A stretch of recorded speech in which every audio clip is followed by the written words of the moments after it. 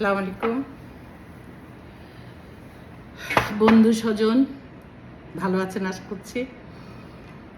আমি আপনাদের সামনে আজকে যে বিষয়টি নিয়ে কথা বলবো সেটি আপনারাও শোনেন, আমিও শুনি যে নারীরা বেশি বড় পদে যেতে পারে না বা সেই যাওয়ার যোগ্যতাটুকু তার নাই। এই কথাটা কিন্তু আমি নিজেও চাকরি করেছি, শুনেছি অনেকবার। বিশেষ করে প্রশাসন বা অন্যান্য ক্ষেত্রে এই কথাটি খুব বেশি শোনা যায়। এই বিষয়টি নিয়ে আজকে আমরা কথা বলবো। কথাটি কতটুকু যুক্তিযুক্ত, বা নারীদের যোগ্যতার অভাব, নাকি নারীদের যাওয়ার ক্ষেত্রে অনেক প্রতিবন্ধকতা আছে, সেই বিষয়টি আজকে আমাদের আলোচ্য বিষয়। আমরা সবসময় বলে থাকি যে নারীরা একটু শক্ত কাজ বলতে পরিশ্রমের কাজ বা চিন্তার কাজ বা ডিসিশন মেকিং অর্থাৎ সিদ্ধান্ত নেওয়ার ক্ষমতা যেগুলো লাগে, জরুরি সিদ্ধান্ত নেওয়ার দক্ষতা, সেগুলি নারীদের মধ্যে নাই। আমি বিনীতভাবে সেটিকে নাকচ করছি।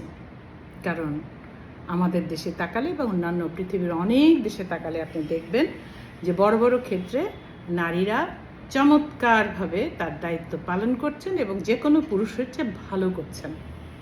আমাদের দেশে কেন হচ্ছে না? আমাদের দেশেও হচ্ছে। তাহলে সমস্যা কোথায়? সমস্যা অন্যখানে। আমাদের দেশে যে সমস্যাটি প্রকট সেটি হচ্ছে, আমাদের দেশে নারীরা কাজ করছে বেশিরভাগ ক্ষেত্রেই নারী রিক্রুটমেন্ট, যেটি অর্থাৎ চাকরি দেওয়ার ক্ষেত্রটা একদম নিচের লেভেলগুলোতে বেশি নারীকে নেওয়া হয়। শুধু এটা গার্মেন্টস বলে কথা নয়, যে কোনো জায়গাতে হয়তো বলবেন যে নারী উপরের ক্ষেত্রে কাজ করার যোগ্যতা অর্জন করছে না। হয়তো বা যোগ্যতার কিছু অভাব আছে, কিন্তু সব ক্ষেত্রে নয়। এখন যদি আপনি প্রতি বছরের বিভিন্ন ফলাফল দেখেন, অর্থাৎ পরীক্ষার, সেটি এসএসসি, এইচএসসি, ভর্তি পরীক্ষা, ডাক্তার, ইঞ্জিনিয়ার, বিভিন্ন ক্ষেত্র যদি আপনি দেখবেন যে ছেলেদের তুলনায় মেয়েদের ফলাফল অনেক বেশি ভালো।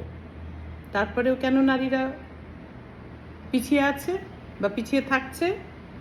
বেশ কিছুদিন আগেও গুরুত্বপূর্ণ পদগুলিতে, প্রশাসন বা পুলিশ বা অন্যান্য ক্যাডার সার্ভিসের বিভিন্ন পদগুলিতে বা প্রধান বিচারপতি বা অনেক কিছুতেই মেয়েদেরকে তেমন দেখা যায়নি। এখন কিন্তু সময় বদলেছে, দেখা যাচ্ছে, তারপরেও সেটি কম। এই কমের কারণটা কি? কমের কারণটা হচ্ছে, প্রথমত জেন্ডারের মধ্যে যে বৈষম্য, সেটি আমাদের পুরুষের মনের মধ্যে লুক্কায়িত আছে। তিনি যত বড়ই প্রশাসক হন, ব্যুরোক্র্যাট হন বা যেখানেই বসে থাকুন, তিনি হয়তো সামনাসামনি অনেক কিছুই বলেন না, কিন্তু কাজে তার আচার আচরণে বুঝিয়ে দেন নারীর যোগ্যতা অনেক কম। দুই একজন ব্যতিক্রম ছাড়া, ব্যতিক্রম সবখানেই থাকবে, ব্যতিক্রম কখনো উদাহরণ হতে পারে না। যখন কোথাও কোনো অফিস, বিশেষ করে বেসরকারি সংস্থাগুলোতে রিক্রুটমেন্ট হয়, তখন এমন কিছু শর্ত জুড়ে দেওয়া হয় চাকরি না পেতেই, যে নারীটি প্রথমেই ভয় পেয়ে যায়। তাকে হয়তো বলে দেওয়া হয় যে আপনার কাজ করতে কোনো দিন 11টাও বাজতে পারে, 10টাও বাজতে পারে।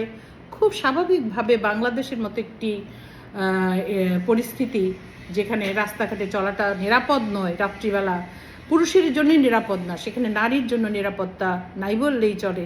সেখানে একটি মেয়েকে যদি প্রথমেই বলা হয় যে আপনি ফিরতে আপনার রাত 12টা হতে পারে বা 11টা হতে পারে, মাঝে মাঝে আপনি কি চাকরি করতে প্রস্তুত, বা আপনি ঢাকার বাইরে যেতে প্রস্তুত, বা আপনার অমুকখানে এটা করতে প্রস্তুত, তাহলে তখনই মেয়েটা কিন্তু ভীত হয় এবং তখন সেই চ্যালেঞ্জটা গ্রহণ করতে সে পিছপা হয়ে যায়। কারণ তার পেছনে কিন্তু আরও পুরুষ থাকে। পুরুষ মানে হয় তার স্বামী, না হয় তার বাবা, না হয় তার ভাই, না হয় তার বোনের জামাই। মানে মাথার উপর কিন্তু নারীর সবসময় একজন পুরুষ অভিভাবক থাকে। এমনকি দেখা যায় পরিবারে যে ছোট ভাইটি সেই মেয়েটির আর্থিক উপার্জনে লেখাপড়া করছে বা বড় হচ্ছে বা হাত খরচ পাচ্ছে, সেও কিন্তু তার বোনটির উপর অভিভাবকত্ব ফলায়। এটি হচ্ছে বাংলাদেশের রিয়েল চিত্র, ছবি যদি বলি আমরা। সেই কারণে হয় কি, নারীর যখন চাকুরি নিতে যায় তখন তাকে অনেক কিছু ভাবতে হয়, ফলে অনেক বিষয়ে সে হয়তো পিছিয়ে আসে। আর কি, অনেক ক্ষেত্রে দেখা যায় পুরুষ নিজেকে ডেভেলপ করার, অর্থাৎ নিজের উন্নয়ন ঘটানোর জন্য যে ধরনের প্রশিক্ষণ নেওয়া বা যে কাজগুলো করা বা যে সময়টুকু দেওয়া দিতে পারে, সেটি অনেক ক্ষেত্রে নারী দিতে পারে না। বা অফিসও সবসময় পুরুষকে এগিয়ে দেয় সেই সুবিধাগুলো নেওয়ার জন্য। ফলে একই যোগ্যতা নিয়ে একজন নারী একজন পুরুষ পাশাপাশি কাজ করার সময় দেখা যায় যে ওই সম্পর্কিত বিষয়ে নারী কিছু পিছিয়ে আছে, কারণ তাকে সেই সুযোগটাই দেওয়া হয়নি। পুরুষ অধ্যুষিত প্রতিষ্ঠানে, ম্যানেজমেন্টে যেখানে পুরুষই প্রধান থাকে, সেখানে নারীর সুযোগ সুবিধা দেখার কেউ নাই বললেই চলে। অধিকাংশ অফিসে নারীর জন্য আলাদা কোনো ওয়াশরুম পর্যন্ত থাকে না। এটি হয়তো আপনাদের কাছে অবাক লাগছে, কিন্তু অবাক নয়। সভ্য দেশে কিন্তু এটা খুবই জরুরি। এবং কি হয়, বৈষম্যমূলক একটি আচরণ করে। যখন দেখা যায় একজন নারী কাজে কর্মে অনেক ভালো, নতুন একটি মেয়ে হয়তো একটি অফিসে এসে যোগদান করেছে, সে পুরুষের ওই অফিসে আরও বেশ কিছু পুরুষ আছেন তার সহকর্মী, যখনই দেখে মেয়েটি অনেক যোগ্য, তখনই সবাই মিলে দল পাকিয়ে ওই মেয়েটির পেছনে কিন্তু লেগে যায়। অথবা মেয়েটি যদি সুন্দরী হয় তাহলে আরও বিপদ।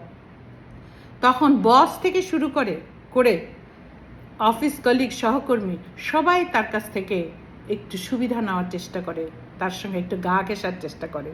সেই গা ঘেঁষাঘেঁষিতে কিন্তু ওই কলিগ বা বসের কোনো সমস্যা হয় না, সমস্যা কিন্তু হয় মেয়েটির। মেয়েটি যদি হেসে কথা বলে, দুদিন কথা বলে, একদিন কফি খায়, চতুর্থ দিন যদি বুঝতে পারে মেয়েটি ছেলেটির উদ্দেশ্য, তখন যখন তাকে অ্যাভয়েড করে অথবা এড়িয়ে চলে, তখন কিন্তু সেই পুরুষ ওই মেয়েটির নামে বিভিন্ন কথা ছড়ায়, যা তার জন্য অসম্মানজনক। আরও কি হয়, অফিসগুলোতে যৌন হয়রানি তো হয়ই, তার চেয়ে বেশি হয় মানসিক হয়রানি। আমি একটু আগেই যে কথাটি বললাম সেটি হচ্ছে মানসিক হয়রানি। বিভিন্নভাবে চেষ্টা করে মেয়েটি যাতে তার কাজে সুবিধা করতে না পারে। জেন্ডার ডিসক্রিমিনেশন তো আছে। আর আছে কি, উচ্চ পদে যখন নিয়োগ দেওয়া হয় তখন পুরুষ খোঁজা হয়। পুরুষের মধ্যে একরকম মানসিক সেট আপ তৈরি হয়েছে যে এই কাজগুলো মেয়েরা পারবে না। কিন্তু আপনি খেয়াল করে দেখেছেন কি, একজন ইলেকট্রিক্যাল ইঞ্জিনিয়ারিং পড়তে একজন পুরুষ যা পড়ে, একজন নারী তাই পড়ে। একজন সার্জন সার্জারি করার সময় যা যা শেখে, একজন নারী তাই শেখে, পুরুষও তাই শেখে। শিক্ষার ক্ষেত্রে কিন্তু কম বেশি নেই। তাহলে আপনি যখন দায়িত্ব দেবেন, তখন কেন আপনি ভাববেন যে মেয়েটির চেয়ে, অর্থাৎ নারীটির চেয়ে পুরুষটি অনেক বেশি ভালো করবে? এটা তো গ্রহণযোগ্য হতে পারে না। হতে পারে কি, আপনাদের কাছে আমি ছেড়ে দিলাম, হতে পারে না। আর কি করে, আর করে হচ্ছে অফিসে পুরুষ বস যদি হন, আর তিনি যদি চারিত্রিকভাবে সুবিধাজনক না হন, তাহলে তিনি যে কাজটা করেন, তিনি কি করেন, পদে পদে মেয়েটিকে অ্যাবিউজ করার চেষ্টা করেন। তাকে বিভিন্ন লোভ দেখান যে এই করলে তুমি এই পাবে, এই করলে এই পাবে, এই না করলে এই পাবে না। তোমাকে আমার সঙ্গে কোথায় যেতে হবে, ওই একটা কাজে আমার আশুলিয়া যাওয়া দরকার, চলো ওইখানে যেয়ে আমরা আজকের মিটিংটা সারি। কেন মিটিং অফিসে সারা যায় না? যায় তো। আমরা কিন্তু নাটক নভেলে দেখছি, এটা নাটক নভেলের কথা না, এটা সত্যি কথা। এবং এর ফলে হচ্ছে কি, নারী তার যতটুকু এগুনোর কথা, সে লেখাপড়া কিন্তু শিখছে, ভালো ফলাফল করছে, কিন্তু কর্মক্ষেত্রে এসে যখন এই ধরনের সমস্যায় নিপতিত হচ্ছে তখন কিন্তু সে পিছিয়ে যাচ্ছে। হয়তো তার সামনে একটি বড় পদ অপেক্ষা করছে, কিন্তু সেটার জন্য সে লড়তে পারছে না বা তাকে লড়ার সুযোগ দেওয়া হচ্ছে না। এছাড়া প্রাকৃতিক কিছু সমস্যা তো মেয়েদের রয়েছে, যেটাকে নিয়ে আলাপ করার কিছু নাই। কারণ নারীকে সংসার দেখতে হয়, নারীকে মা হতে হয়, সন্তানের দায়িত্ব পুরুষের চেয়ে 99% 99% বেশি বহন করতে হয় একজন নারীকে। সেক্ষেত্রে দায়িত্ব নারীর উপরেই বর্তায়। ছেলেটি বা মেয়েটি ভালো ফলাফল করলে পুরুষের সুনাম হয়, আর যদি ফলাফল খারাপ করে তাহলে শুনতে হয় তুমি কি করো, সারাদিন তো অফিসে থাকো। নারী যদি কোনো পুরুষ সহকর্মীর সঙ্গে হেসে কথা বলে সেটিও যেমন দোষের, যদি না বলে সেটিও তেমন দোষের। তখন তাকে শুনতে হয় যে সে খুব অহংকারী।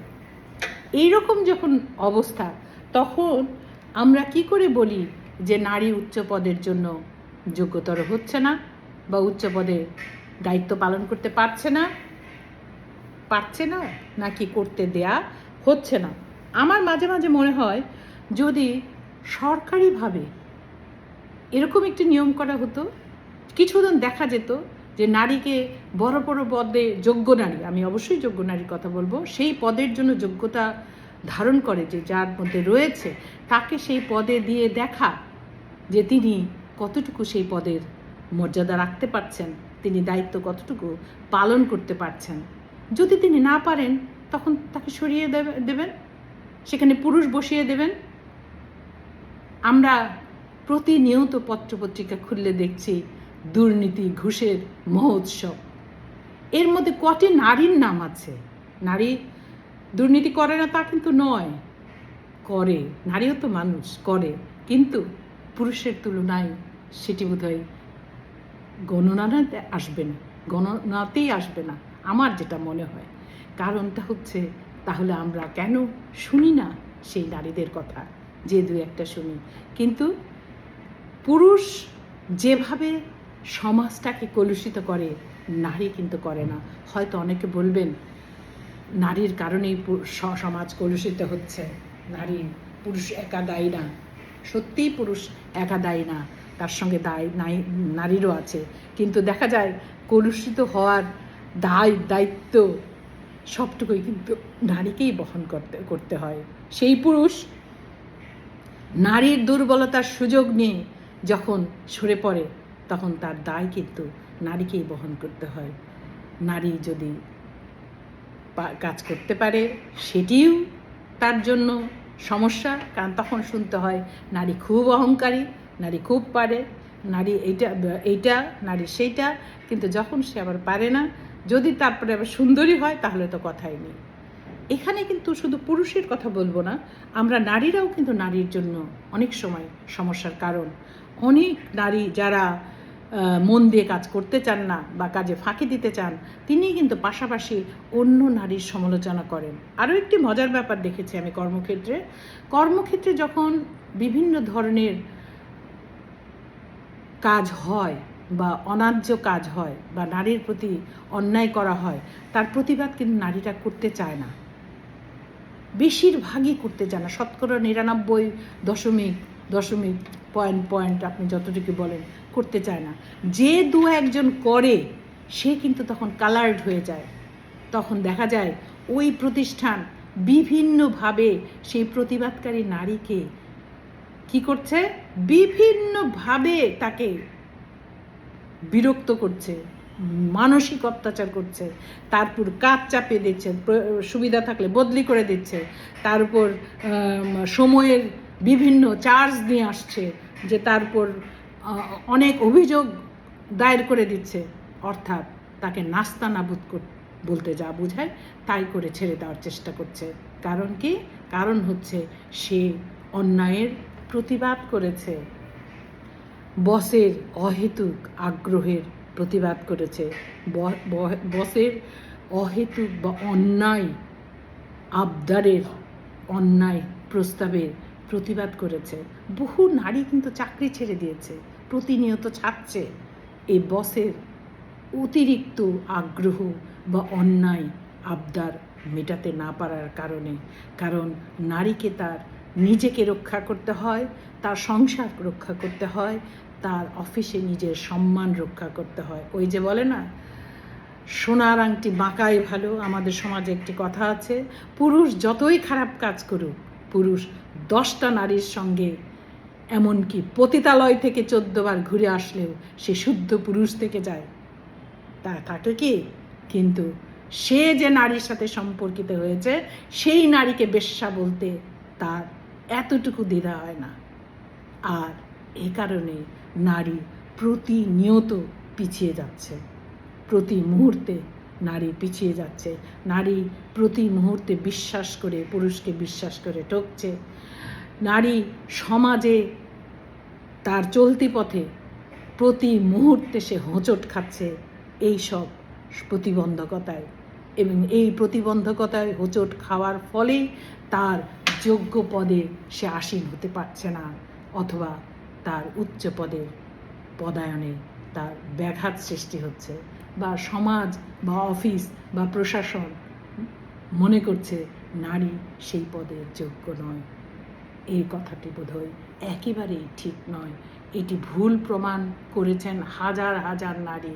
আপনি খোঁজ করলে দেখবেন এখন বাংলাদেশে প্রচুর নারী আছে বিভিন্ন অফিসে, যোগ্যতার সঙ্গে ব্যবসা পরিচালনা করছেন, যোগ্যতার সঙ্গে অফিস পরিচালনা করছেন, সেটি সরকারি হোক বেসরকারি হোক। এবং আমার দেখা যে কোনো পুরুষের তুলনায় নারী যদি সুযোগ পায়, অর্থাৎ সুযোগ বলতে তাকে আনডিউ কোনো সুযোগ না, তার প্রাপ্যতার বাইরের কোনো সুযোগ না, একজন পুরুষ যেটুকুন পায় সেটুকুন যদি তাকে দেয়া হয়, তাহলেই দেখবেন পুরুষের যে 100 গুণ ফিরিয়ে দেবে। কারণ ফসল ফলাতে শুরু করেছিল একদিন নারী। আপনি বীজ দিলে নারী সেটাকে ফসল শস্যে পরিণত করে। আপনার ছোট্ট 4 দেয়াল দিলে নারী সেটাকে ঘরে পরিণত করে। আপনার পরিবারকে স্নেহ ভালোবাসা দিয়ে বেঁধে রাখে, সমাজকে টিকিয়ে রাখে নারী। শুধু নারী মানে মানুষ নারী নয়, সমস্ত স্ত্রীলিঙ্গের যা কিছু আছে সব কিছু শক্তি অসীম অপরিসীম। শুধু তাকে বঞ্চনা, লাঞ্ছনা এবং অপমানের হাত থেকে রক্ষা করুন। তাকে সম অধিকার দিন, তাকে সম্মান দিন। সম্মান দেওয়াটাই সম অধিকার। সমান অধিকার বলতে আমি সম্মানটাকে বুঝি। প্রকৃত মানুষ হিসেবে তাকে সম্মানিত করুন, দেখবেন 100 গুণে ফিরে আসবে সেই সম্মান আপনার কাছে। নারী তার যে কোনো পদেই তার কর্মদক্ষতা দিয়ে সফল হবে নিশ্চিত। ভালো থাকুন, সুন্দর থাকুন। আরও একবার দেখা হবে আরও একটা চাই নতুন কোনো বিষয় নিয়ে। সে পর্যন্ত ধন্যবাদ।